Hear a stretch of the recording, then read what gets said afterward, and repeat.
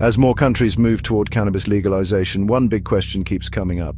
Can legal access actually reduce harmful cannabis use? A groundbreaking study from Switzerland says yes. And it's giving us one of the clearest, most hopeful looks yet at what public health-oriented cannabis legalization can accomplish. Published in the journal Addiction, this study is part of Switzerland's adult use cannabis pilot program, known as the Weed Care study. It launched in Basel in early 2023.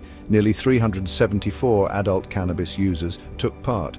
Half were given access to legal, regulated cannabis through participating pharmacies. The other half continued buying cannabis on the illegal market. This wasn't just about giving people legal weed. The legal group received counseling, education, safer use guidelines and products with controlled THC levels and clear labeling. There was no advertising, no profit motive, just a public health approach aimed at making cannabis safer. The result? After just 6 months, participants with legal access showed a meaningful drop in problematic cannabis use. That's not just about how much they used. It's about how it affected their health, mood, and quality of life. Even more encouraging, those who also used other substances showed the biggest improvements. Over 2 years, mental well-being improved as well, showing that cannabis policy, when done right, can support healthier lives over time.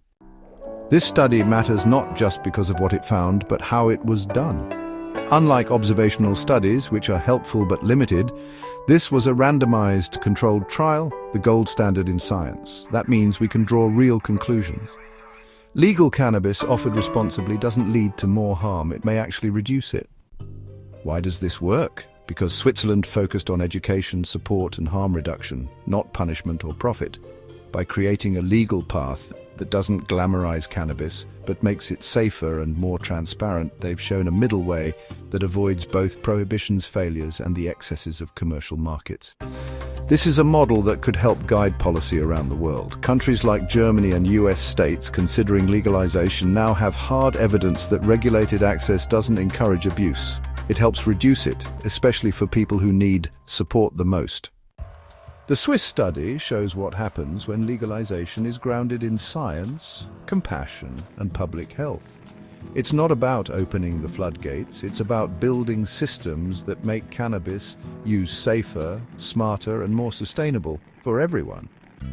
For policymakers and communities wondering how to move forward, Switzerland offers a clear, evidence-backed roadmap. Legalization, when done right, can be a force for good.